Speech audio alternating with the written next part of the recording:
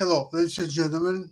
It's a chess show on Pod TV. My name is Sasha Star, and today we have our esteemed guests. First of all, Professor Ken Regan, welcome to the show. Thank you very much for having me on. Welcome to my home. so, Okay, welcome to your home. Exactly, mhm. exactly. That's great. And then we have also Dan. Welcome to the show, please. Hi, Wonderful. Sasha. Hi, Ken. Yeah, Yep. yeah. I should have actually say that first of all, Dan Fleetwood, and well-known international master of And distinguished professor. and Yeah. distinguished professional correspondence Yeah, chess. well, Yeah. it's good to have a day job. Yeah, Yeah. that's great. And so we are now into a new continuation of chess tournaments. Now Magnus Carlsen is playing Rapid and Blitz tournaments, and so the chess world is moving ahead after this Right. incredible candidates tournament. There's something what why we should value this present system of the world championships, although Carlsen, probably the strongest player of all time, is not playing there because of the value of each result, each move, in fact, of the country's tournament is incredibly important. Whereas, like other tournaments, strong tournaments like Vacancy and others, okay, they're playing, so here's one result, there's another not so strong move, or maybe even weak move, or so. That's not resulting in really much. But in candidates tournament, everything is in front of you, everything is very important. I'm surprised now in this World Chess Tour. The no American grandmasters are playing. I would understand that Caruana and Nakamura probably league their ones from the candidates tournament, but Well, Wesley there's a, So, Shankland, there are a number of there are grandmasters. flashing tours.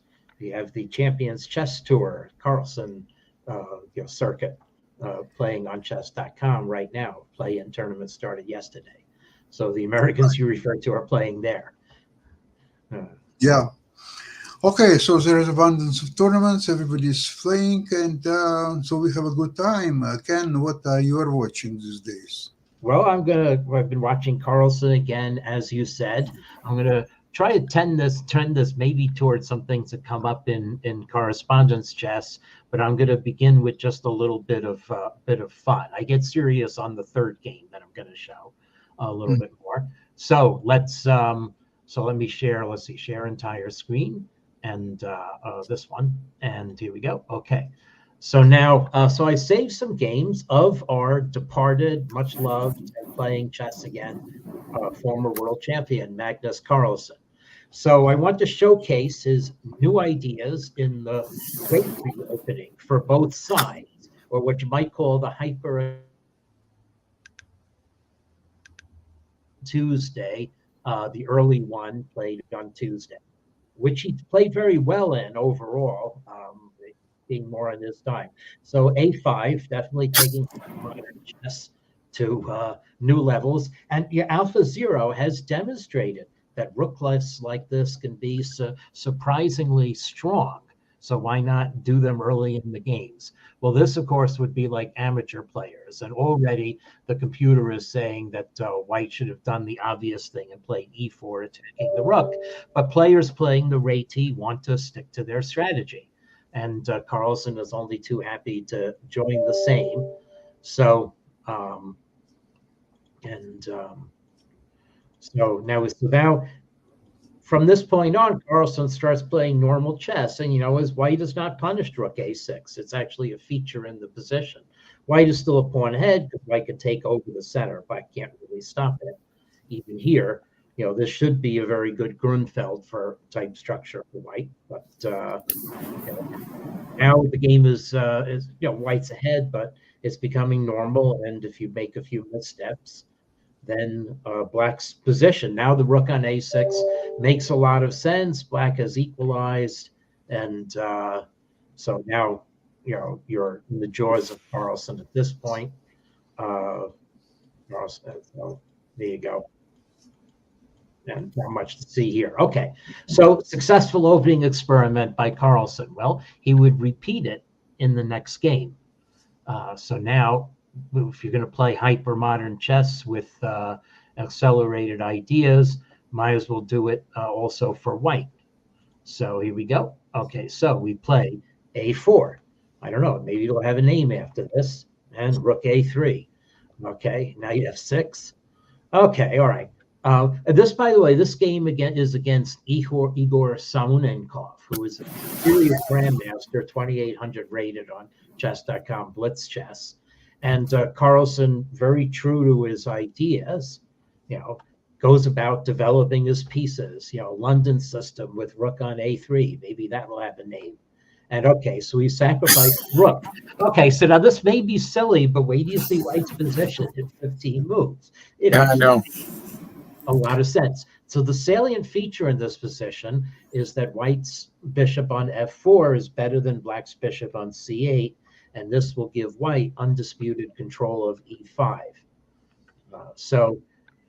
Okay, so we're playing. This is very, very. And anyone who plays, what's it, Ken, or I forget what the O'Kelly. I'm forgetting the name of it as white. The c3, d4, e3. I think a callless system. Yeah, the Sure. Colley system. I'm sorry, that's what I meant to say. Colley system. Yes. So this is a very good Colley system for white positionally. Now white gets rid of the bishop, but now black's pawns. Now look, the e5 square is really undisputably in white's control. And well, the engine is still saying pawn advantage to black, but it's not 2 pawns advantage, which an exchange up would connote. The engine is saying that white really does have positional computation. And black's bishop on c6 is just doing absolutely nothing. All right, goes to e8. That's probably its best square. And so black could have apparently punished white's move. Well, rook c8 is rook c8 now says X. I don't know. The engine evaluations don't understand Carlsen's play any more than we do. Anyway, so black still has the advantage, but white is making progress, opening up a new front on the queen side. And we just keep on playing chess and don't care if you make some bad moves because the character of this position is pretty solid. Attack when you're behind in material and behind in position. Attack, that's always a good role. And so now white attacks, and so white just keeps on coming here. The fact that there's no rook should be to black's advantage, but actually white now has an army of very good pawns. And so Carlsen eventually outmaneuvers his opponent again. Does white have the advantage yet? No, it's just equal. But it'll be advantage pretty soon. Actually, no, this game ended in the draw. So solid draw. Mate on G2, and you're forced to take a draw. Yes, forced to take the perpetual. Okay, all right. So this is all a lead-in for me to say, well, what is Carlsen going to do at a real tournament? Okay, so against the world's top players, slower time control of some sort, in-person chess. Well, let's take a look. So here is his game in the Superbet Polish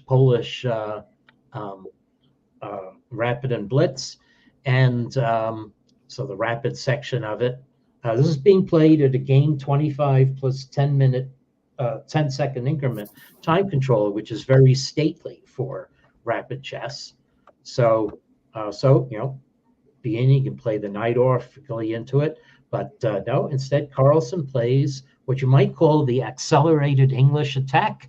So this is where I want to turn it over to Dan. Are ideas like this being looked at in correspondence chess? Do they get people out of book? Do they? So there are a lot of. I haven't seen this particular idea, but there are a lot of ideas like this. Of course, white has the luxury of doing stuff like this. This should be an equal game. Mm-hmm. It is, and it still shows, in fact, there's a slight advantage for white, but it may be that it's that throws black off the stride, because one thing about the knight off. So let me actually make this point. This is just a very interesting thing about the knight off. is that, okay, in some sense, it takes advantage of moves that white has made. And the really funny thing about this position is that black is actually threatening to get a moral advantage, if not a technical advantage, by playing e5. The resulting positions generally favor black. So Yeah, it's like a Rui Lopez where you don't have to suffer. right. That's right. So that's the dynamic point, and that's taking advantage of the fact that white made moves. So here, white avoids committing, and maybe black has to say, well, what am I going to do? So black plays, as in the knight off, but e5 doesn't have a point. d4 hasn't happened. d4 isn't going to happen. Ken, may I ask you a question? If you come to the position after h3, and it's a black's move, right? Why wouldn't you try how I should call it a caveman attack? e5. Okay, well that's blocking it. No more d4, and next move f5. Next move f5. Wow. Okay. Well, bishop c4. I don't think you're really going to play f5 in this position. Wow. Let's see. Yeah, caveman style. Yeah, but it's if you're playing against an engine, you're going to lose this badly. Against a human, maybe you get away with it. Maybe you get away with it. I don't know. It's the let's see. I guess one little nuance here is that in lines where closed Sicilian lines where white has played knight e2, then white gets a better grip on d5. So okay, it's possible. And anyway, to use h3, which is probably not the most not the strongest move by far, and I'm just trying to expand black's position in the center. But again, it's just one of the lines. Yep. Yeah, so black can't go nuts there because it's a move that's useful in lines, and so black has to decide whether or not he wants to transpose into something that he knows, and Magnus probably isn't going to allow him to do that. So especially in a rapid game, it's useful. In a correspondence game, a move like that, you look at it and it's like, okay, the computer will probably calculate this from move 3 better than I will. Well, the value that's the sad thing. The value of h3 move, in my opinion, is that later on you can transpose in lines when white could play g4, and in that situation, h3 is a valuable move. Well, if black allows that, then white. This was my point. You have to decide whether or not you're going to potentially allow white to get into one of those favorable, as Ken said, English attack lines. Right. Well, that's why I would like to avoid all positions that h3 could be a valuable move. And in my opinion, e5, f5, very active play.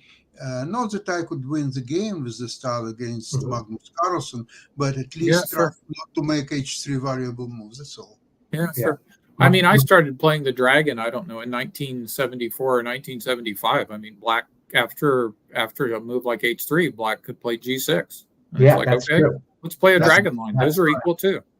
Yeah, that's true, because white's not playing h4 to speed. Yeah, you lose a tempo in those lines, and you're not going to be able to get into the strong. And so you're basically going to play an equal game. Now, Magnus is going to outplay you, but he's going to do that anyway. So So Magnus plays a4, so play on the other side of the board with this. And now black plays e6, which is significant. This I don't understand. Yeah, that I don't. That actually plays into the English attack. So I think g6 much better move. Yep. Oddly enough, the engine wants black to respond in kind by playing h6. So maybe there is a logic to this play on the dark square, or denying possibilities of the opponent's pieces. Yeah, I just absolutely would play g6 here, but that's me. Yeah, g6 puts it in the pawn edge advantage, according to this. It's very strange. Well, I don't know how seriously to take the engine evaluations, but e6 does seem wrong to me, because now I'd like to just make an analogy with in some games, white starts with move a3, trying to get into positions when a3 could be useful later on. And you Yeah. know what's the best reply against h3? One grandmaster many years ago told me, on h3 you play g6, and that Mhm. makes h3 complete loss of tempo. In Ah. Blitz, I play G6 all the time against A3. Absolutely, And absolutely, I also play that against E4, C5, A3. Then I'll play G6. exactly. If you give me a chance to play the dragon as black without playing the Yugoslav, one of the best lines of the Yugoslav attack, I'll always Black is okay. Yeah. Anyway, I mean, black is okay here. He's just probably playing a line that he's not comfortable with. Right. And the funny thing is, black winds up playing a line that I experimented with. So the thing is, though, is that now, the Curies attack against E6, and black can't play E5 here. It's a loss of tempo. Black can play E5, but anyway, B6, and now G4, a consistent move. So, I experimented with playing like this, I mean, this is like Shevenigan Hedgehog now. Yeah, exactly. But here we go, G5. So White is able to pose some uncomfortable problems. Usually, I'd like my other knight to be on that square. So H4. Here we go. The ants are advancing, and there's a question where White's going to put the king. Well, we'll see where White puts the king in a little bit. So Queen D4. Nice strong square for the queen. Black can't oppose it with a piece on F6. D5, is that going to happen? White's got 4 pieces on it. So black castle's a good move. B3, and now White, has a veiled attack against black's king, so that provokes black into blocking. But now White has a target. Now this position is evaluated at half a pawn advantage to black, okay, with B takes A4. So we can't necessarily say that Stockfish thinks White's play has been a success, but there is the question of, what does each side do? And it's easier to think of what White is going to do than what black is going to do. But whatever, let's see. The engine just wants black to play a move like A5, and then your move, Sasha, F5. But anyway, black plays F6. Now G6. Yeah, I love this move. Just, pile on, sacrifice a pawn, but we're going to open up some lines. And White's now bring this back. White's got control of D5 after all. Still half a pawn advantage to black, but frankly, I'd much rather play White in this position. Oh yeah, this position is hard to play for black. I mean, one inaccuracy and you're going to be in the soup. Right. Yeah. And there is idea bishop H3 and bishop E6 later on. Not very pleasant. So it really needs to be asked, why does Stockfish show a half pawn edge to black in this position? Well, if you can play like with brutal accuracy, I suppose you can hold this. But then again, I don't know. I don't know. Black's down a piece. Black has 1, 2, 3, 4, 5, 6 pawns on the king side center, including the pawn on E7. So yeah, I'm agreeing with you as a human, but sometimes the computer has these tricky ways of digging out. Yeah, and so sometimes it's just a horizon effect at the level that's used in chess.com. Yes, but here's the most particular point: the computer wants black to play a move that I, as a human, would say is suicidal. The computer wants black to play G4. What on earth is the point of that move? Okay, well, actually, there's also hash table stiction, which Stockfish, which is something that I concerned myself with beginning 17 years ago. So G4 doesn't look as attractive after the move is played as it was before. But nevertheless, black still has a little advantage. Whereas if I were reading one of Jacob Agard's chess columns, I would conclude that black has already lost. Black has lost his mind. No, I think this move prevents bishop H3. Well, I mean, it's absolutely prophylactic in that sense, but the prophylaxis usually means it delays the sorrow to come by a few moves. Maybe it is a horizon effect with Stockfish. Yeah, and this is only Stockfish 11, and it's light, so whatever. Anyway, so this says I'm wondering how much of this is in correspondence chess, but certainly we're seeing expansion in the bounds of chess, and that can't be a bad thing. So now we're going to get some mutual attack. Now black had to capture the beast on D5. White has better bishops, but Black's knight is good, and can white marshal enough attacking force. So this, I think, is a natural move, although it's tabbed as a blunder. So now this is saying that white should have played b5, but this is just normal chess, and it's a rapid game. So the white could have played h6 here, was the right time for it, but instead here we go. We're going to attack, and we're going to get what often happens in these games, which is a perpetual check. So well played game by both sides. New frontier in chess. So I mean, Carlsen is doing well. He has 4 out of 6 in the tournament on the whole. Anyway, this was the results of the past round. I have a strange feel that Carlsen is getting a little bit bored with chess in general. That's why he's playing a5 and a4 moves or so on. He just wants to get some kind of unusual novelty positions, where maybe even worse objectively for him, but he will have motivation to fight and save probably difficult position. That's my it's a way of giving odds without giving up a piece. Same as like with Nakamura playing the Bomb Cloud. Right. Mm-hmm. You're basically giving, I don't know, odds of 3 tempi or so. Mm-hmm. Yeah, agree. So there's some seriousness here, but how it will enrich chess, don't know. Certainly makes for some interesting games. Yeah. So it kind of going back to the question about correspondence chess, you can play a move like 3h3 in correspondence chess, and get an interesting position, but you have to be a little bit careful not to do something like that in an open position or so, because in an open position the engine will absolutely destroy any human. In a closed position, doing like original and unexpected moves can lead to more play that leads to not only interest but sound positions.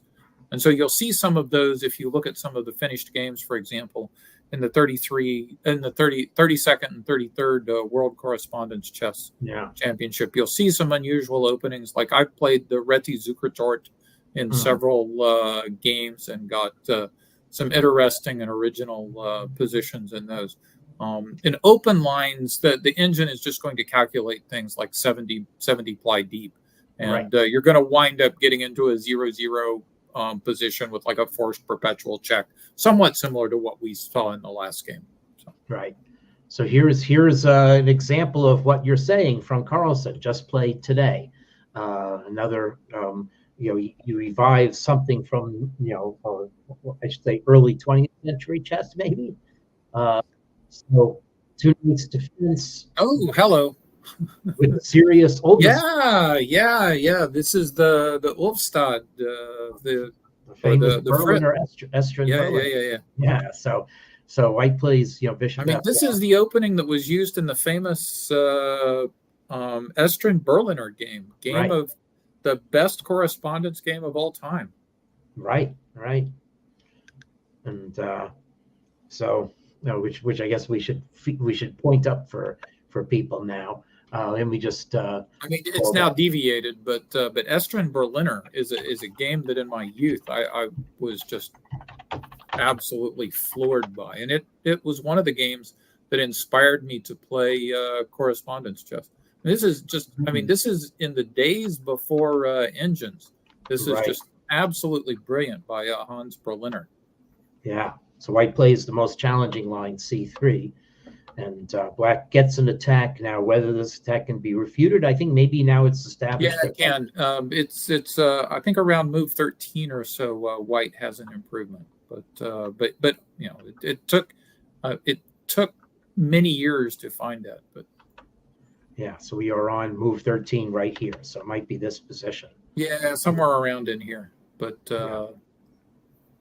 anyway, this game is just delightful. Yeah. So now we have a very, two pieces for a rook, and the question is, can white develop? And well, it's threatening mate. White has a defense to mate, sort of a very subtle one. But again, so white has to clog up with the bishop on h3. So both sides are attacking stuff. So anyway, this is literally insane, and the guys are spending like weeks on this, right? Calculating by hand, and look at black's position now. I mean, is this a win or a draw? I mean, yeah, it's very much on the knife's edge.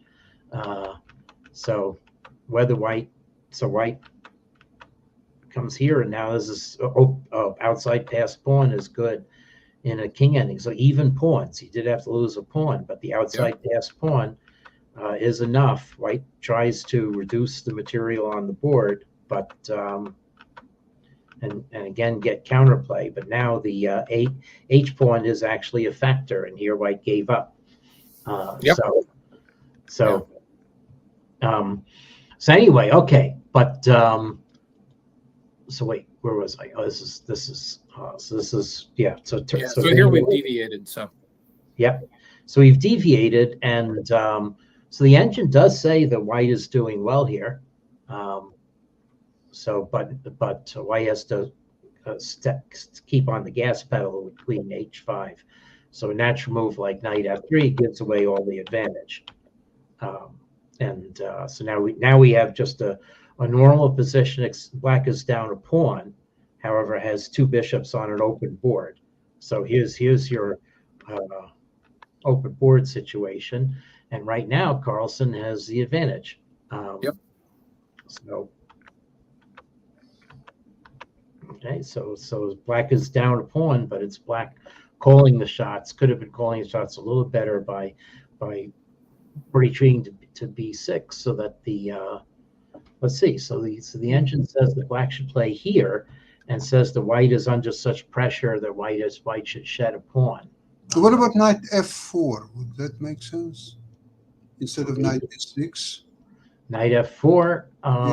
It might hang something though. It's white takes it and just plays rook e1. I guess it helps. It's just equal. Yeah. Okay. Anyway, so queen f6, white played knight g3, black played h6 instead.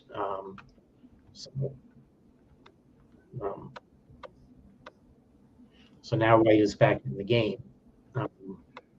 But two bishops against two knights. And wait, so let's see, what was the results of this game? It was a draw. So, whoa, okay.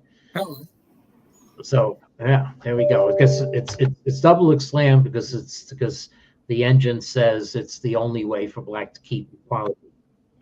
So here we go. So white still hasn't developed. Now this should have been losing.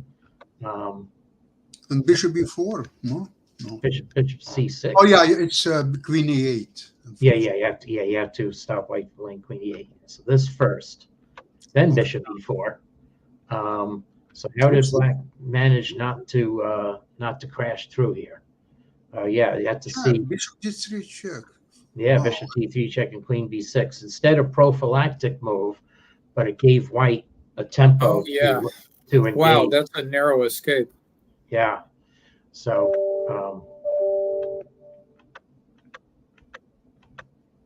this is good enough for perpetual check. Mm-hmm. And draw. Wow. Oh, another entertaining game. Yeah. So Outstanding. so the last games the last- yeah. Sorry. go ahead. Dan? You were saying something, Dan? If that's this. No, it's so who's leading now?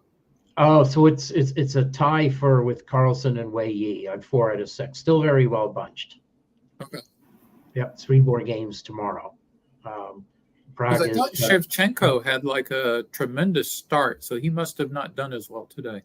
I think he lost a couple of games Okay. on second day. Yeah, he was 3 out of 3 after first day. Right. That's true. And one of his games was supposedly good attacking. So last thing I just want to say is that we ended last time with gritty endgames played by Ju Wen-jun, and she had an impact on the last round. I He love was this one game. of the people who were vying for the tournament. So Karapov had an advantage, a little advantage, maybe somewhere around here, because Black's has 2 bishops and a nice pawn center. So I'll take it from here. But Ju Wen-jun just keeps on playing chess, puts a little pressure on Black on the d5 square. Now you have to solve the problem of where White's knight can find the square. So Black decides to act first, and now, hey, White's knight found the square. Now it's equal. And okay, so a little bit of a lot of challenging play, and maybe I'll also this is so White actually has the advantage here, and that's a nice move. And now the position has gone into a case where it's definitely structurally better for White, better bishop, better squares, and Black should draw, of course. And Black it's 0.00 according to the engine. But you just keep on playing chess, and there's one very instructive little endgame moment coming up. That's the reason I want to show this. Okay. So, obviously, you're Black. You're thinking, well, White's going to get my pawn, and I'm going to get White's pawn. So, check. So, where should Black's king go? Well, there are lots of places that Black's king can go, except where Karabov put his king. Okay. So king b4 holds a draw because the c pawn is counterplay and the a pawn is hard to defend. But Karabov took the a pawn, and after this, I remember seeing that, and it's like, oh my goodness. Yes, maybe Karabov thought that Black had enough checking distance, but there are some details of this position. So Black's king is so far away that White is able to engineer the emergence of his king in front of the point. So White can now go ahead and do this because the ways Black would have of diverting White's rook are not going to be in time.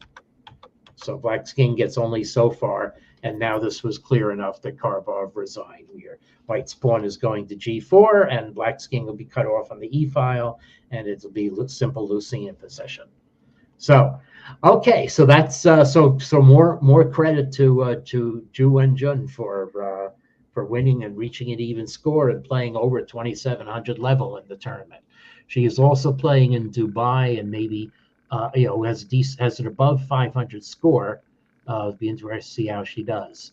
So here's Dubai is happening, and Neiman's game, which I was looking at, did end in a draw. So Neiman has played a succession of draws against IMs or sub 2,600 GMs, but he's still obviously in the battle for first. Okay, all right. So I'm gonna. Ken, thank you very much for all valuable information about, especially this. I enjoyed watching after so many years again this Estrin Berlin. Yeah, thanks. Yes, that's kind of almost like Anderson Kizeritsky, great game. Almost just as exciting. And by the way, I forgot to tell you, last weekend I was playing with my wife Nava in a local tournament in Collingwood. Yes, organized by Milan Somberg. It was a fantastic event, about 100 players. Nava took clear second, and I tied for third. Oh, congratulations! Yeah, very nice. We did quite well. And what I figured out is that I haven't played tournament game at least for 10 years. And I enjoyed it tremendously. There is no craziness of the blitz, 3 minutes or 1 minute, or even rapid games, 15 or 25 minutes. It's whole hour and a half with increments. And I just enjoy myself. The only thing is, it's very difficult to figure out which opening to play because I know I know many openings, and to find what's the most unpleasant one for your particular opening, that's a little bit of a guessing game, because on that level you don't have access to your opponent's games and so on. But so I started to look into games of great players, and I found that Spassky was very successful playing, for example, against Sicilian, this move order: e4, knight c3, knight g e2. G3, bishop G2, G3, bishop B3, queen D2. So you can play many, many moves without actually thinking, and there is no well-known plan for black to neutralize. I mean, I'm not saying that the white has decisive advantage, far from it, but you still have complicated position with almost no exchanges for for next several moves, and it's really playing on a proposition that black has to have a viable structure to have at least equal position. And sometimes black doesn't do a good job because they used to play open Sicilians almost all the time. So they know most likely open Sicilians quite well and the latest lines or so on. But there is very little knowledge required in this type of positions. It's your positional feel. It's your knowledge of different structures, and so I was quite successful. I played it both with black and white colors, and I scored almost 100% with that. But that's a side point. Then there was a cocktail party, and I have 15 minutes concert that I played on piano. Nice, yeah. So it was very, very enjoyable event. We stayed at our daughter's. She has a cottage. Actually, it's a house in the Collingwood area. So we stayed there and had a very good time.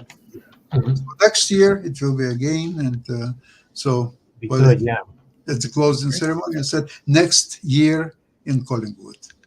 That's Not right, yeah.